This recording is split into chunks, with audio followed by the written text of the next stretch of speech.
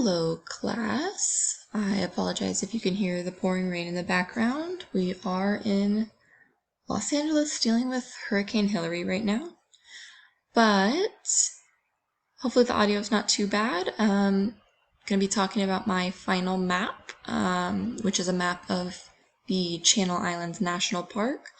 And before we get into the map itself, I just wanted to talk about why I chose to do a map of Channel Islands National Park. As I just mentioned, I am local to the Los Angeles area, meaning that I'm fairly close to the Channel Islands themselves. There's quite a few islands along the coast of Southern California.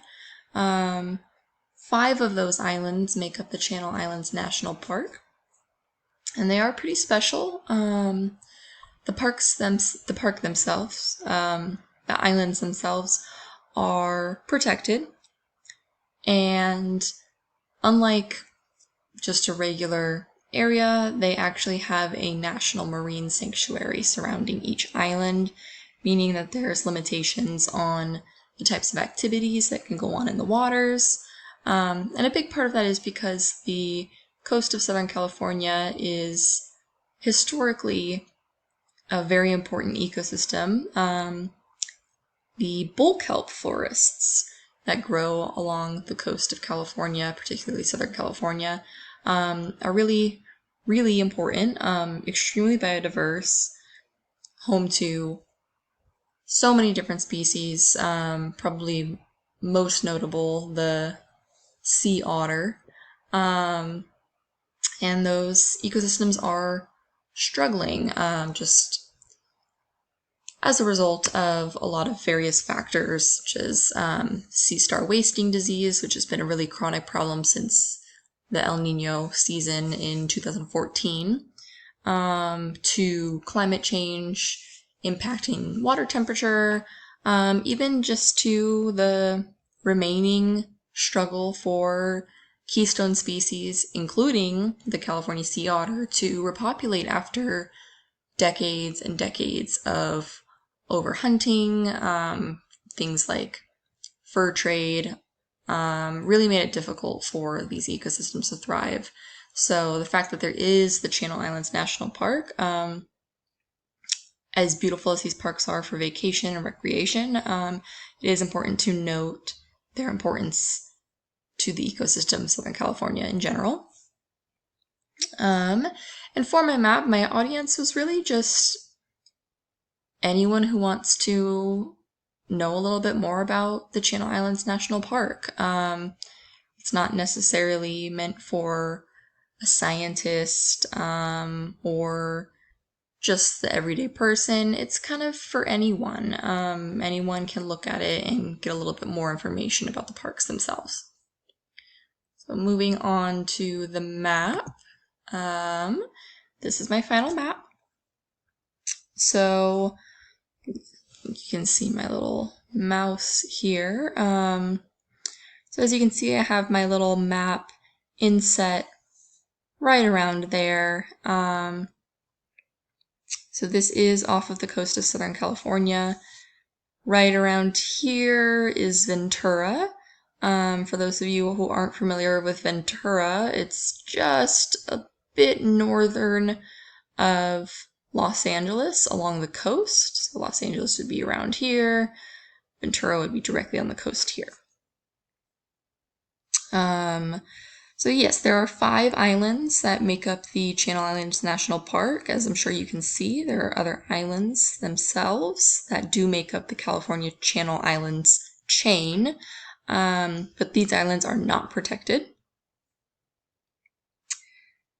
We have San Miguel Island right here, Santa Rosa Island, Santa Cruz Island, Anacapa Island, and Santa Barbara Island. So those are the 5 islands that make up this national park.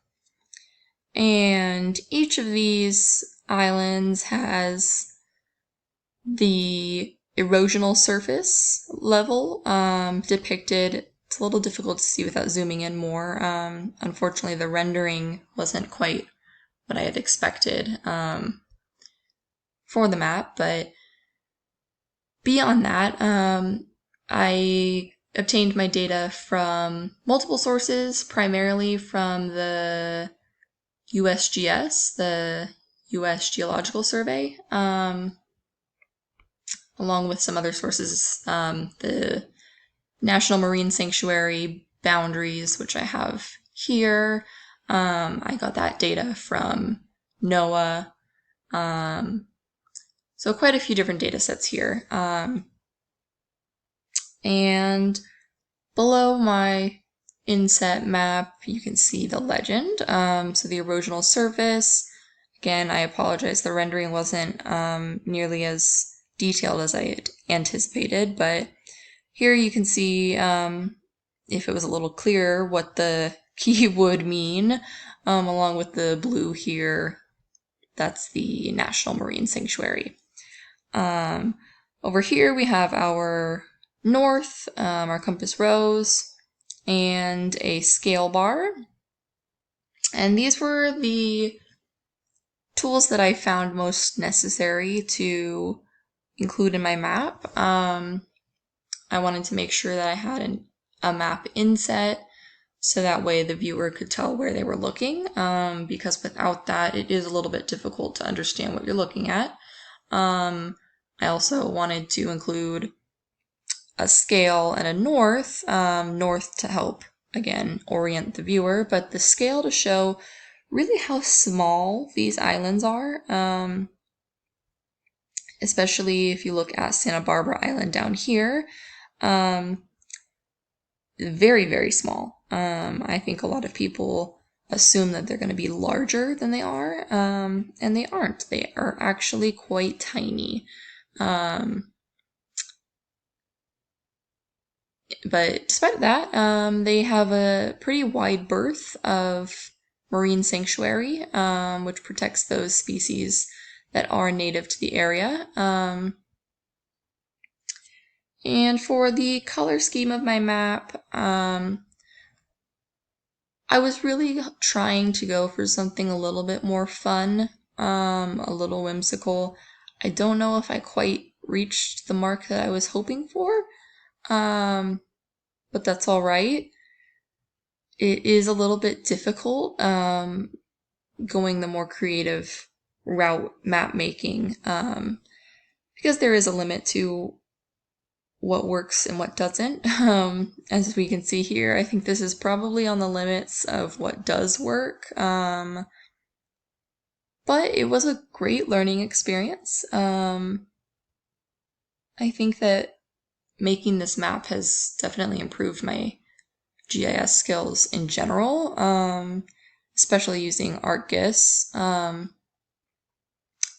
So I am pretty pleased with this, all things considered. And